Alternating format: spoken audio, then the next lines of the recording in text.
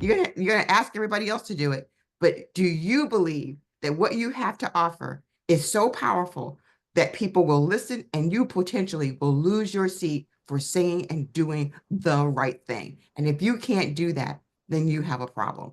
Yeah. And my thought is, in the end, you actually gain when you are in the right and not always calculating. And I think what happens a lot of people when they get into this, especially in sort of the democratic infrastructure consultant class thinking, is they look at polls. This is the problem. What does the poll say about people? If you're following polls, we just leave the room. You have to do the pulse of the people and what's happening now.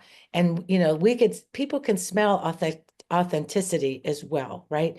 That's why people keep saying we want the fight. It's not like we're out here like at a boxing game and eating popcorn that could break your tooth and cheering on some bloody thing. We know that what we're in is we are in the fight for our lives, and we want people that we're going to be there, stand on the line.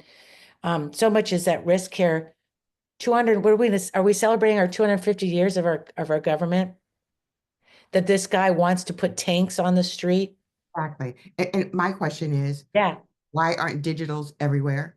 Wow. Why aren't billboards everywhere talking about, you have to make them look as foolish as they are. And Right. unfortunately, saying it on a C-SPAN isn't really helpful because we already know that people don't even know who their local officials are. They don't know who their No, senators are. They don't know who any of that. So the chances of them watching C-SPAN is probably zero.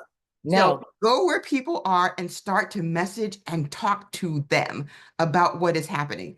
Talk to them To where that. they are. Yes.